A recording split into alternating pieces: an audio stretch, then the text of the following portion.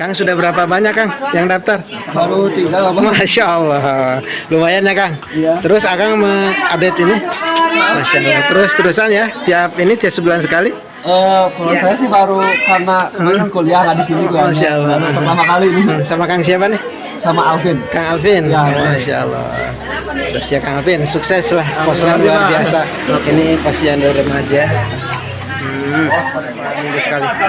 Sebulan sekali. Sebulan sekali. Kegiatan ini penambangan, gitu ya, pengukuran, Iya. tinggi badan, berat badan, tingkat dengan Iya. tingkat produksi. Ini khusus RW 17 saja apa dengan yang 11? Berapa jumlah peserta dari RW 17? Yang namanya program ya, suka naik turun Iya. gitu kan, anak-anak kan banyak kan kegiatan kan. Jadi Siap. kurang lebih paling sekitar 10-15 lah 10, yang 15. datang tuh. Ini sekarang Posrem sama Posyandu hari ini. Apa Posrem saja? Posyandu. Posyandu. Di sini ada 3 kegiatan, Oke, satu. Pak. Posyandu balita, Posyandu balita. Posyandu remaja, Oke. sama Posyandu. Posbindu. Posbindu juga sekarang. Masya Allah. Luar biasa Ibu. Masya Allah. Jadi, Bu pesan-pesan buat Posrem apa Bu? Posrem mudah-mudahan berjalan berkesinambungan ya, anak-anaknya juga semangat, Masya Allah. remajanya semangat Siap. mengikuti ini karena banyak kegiatan yang positif. Siap. Bu, di antaranya untuk Posrem apa ada yang dilakukan tentang selain pengukuran? Melihat sensitivity mereka ya saya, jadi mereka juga mendapatkan edukasi untuk hidup sehat Ya. ya, kemudian hidup sehat dan kesehatan reproduksi gitu kan Pak, terus juga Kesehatan lah. Masya Allah, Masya Allah. Mudah-mudahan mereka itu jadi generasi sehat. Masya Allah. Generasi yang sehat ya, generasi akan. Remaja hebat, TOS TBC. Untuk balita di sini Bu, biasa. Balitanya ada 39. Ada 39. Rutin tiap bulan. Iya, kalau nggak datang paling kita sweeping sih Pak. Sweeping. Iya. Berapa? Ini kan sebulan satu kali. Iya. Tiap hari Sabtu. Gimana nya? Untuk penimbangan tiap hari apa? Posyandu. Di minggu kedua, Sabtu Minggu- minggu kedua bulan. Sabtu minggu kedua setiap bulan. Iya. Oke. Mohon maaf Bu, ada yang stunting nggak? Di sini kalau yang stunting sih, yang benar-benar stunting enggak, tapi maksudnya yang pendek ada, maksudnya Iya. yang pendek ada satu orang. Iya. Tapi saya itu berdasarkan di ini ya Pak, di Sipopo ya. Iya. Tapi kalau dari EEPGBM saya kurang tahu, maksudnya Masya Allah. dari puskesmas yang bisa mengukurnya. Iya. Tapi kalau dari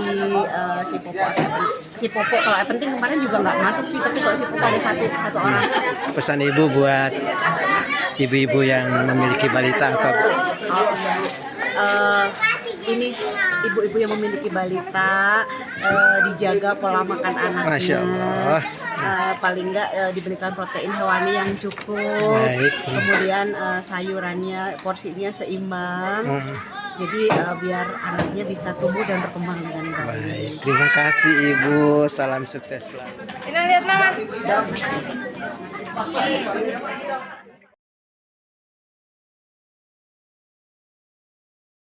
Ibu Tika, kemudian Bapak Suki, kemudian Mbak Meva, dan juga Bapak Fit. Terima kasih atas hadirannya.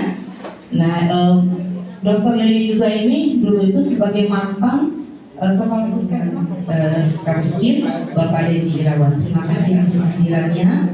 Kemudian juga kita mungkin lagi OTW Pak Lurah Punten.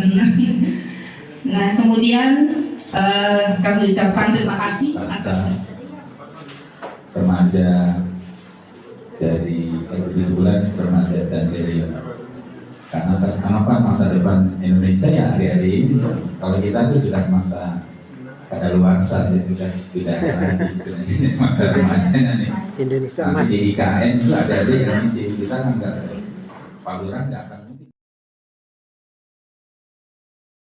Adik-adik, saya itu waktu remaja itu sejak SD SMP itu sudah aktif di Karang Taruna. Tentunya ketika kita sudah bekerja, kita tuh sudah ada ilmu di lapangan. Karena ada di remaja ini, ketika kita banyak kegiatan di lapangan atau kegiatan dengan pemerintahan, itu juga menambah ilmu pengetahuan bagi kita. Jadi kadang-kadang kita kalau ada acara, malas lah datangnya. Tapi Mudah-mudahan di RW17 ini insya Allah kalian ini nanti akan jadi generasi, mungkin ada yang jadi camat, wali kota ya.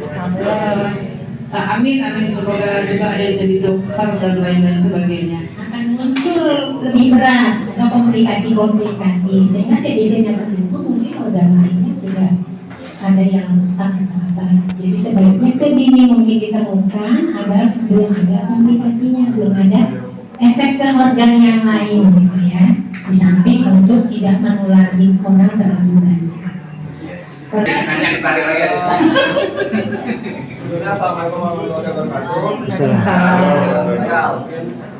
Izin bertanya sih Bu, maksudnya saya sebenarnya masih bingung gitu terkait apa ya orang-orang yang terkena TBC itu seperti apa gitu. Apakah emang cuma kena tertular doang atau mungkin misalnya perokok berat itu bisa langsung tiba-tiba dapat TBC atau mungkin kita sering apa ya kena kendaraan gitu kan.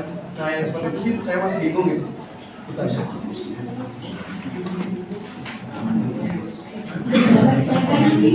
Saya Alvin, yang bisa tertular TBC itu kalau Mycobacterium tuberculosa tadi masuk ke dalam tubuhnya, ya. Kalau tidak ada teman yang masuk, mau perokok berat kayak apa ini tidak akan jadi TBC. Masa kalau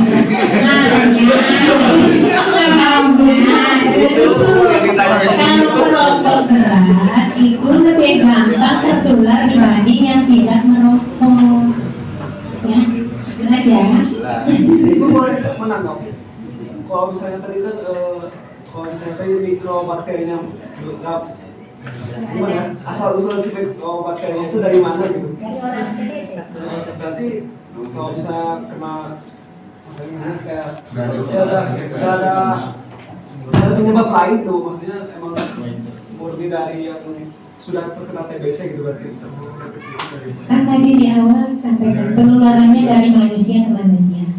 Jadi manusia TBC menularkan ke orang lain yang tidak TBC.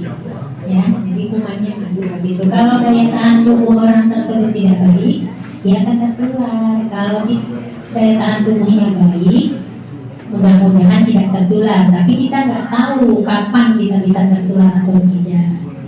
Jadi intinya kita cari penderita TBC sebanyak-banyaknya, diobati agar tidak menular lagi ke orang lain. Untuk si penderitanya sendiri agar cepat diobati sebelum menjadi ya. Jadi kan tadi ada disampaikan yang paling berisiko, artinya yang integrasi masyarakat artinya dia lebih besar kemungkinan tertular dibanding yang sehat tidak. jasmani, sehat rohani, berkinerja, berliterasi. Forum Bandung Sehat membangun sinergi, lahirnya inovasi. Forum Bandung Sehat membangun kolaborasi, hadirnya solusi.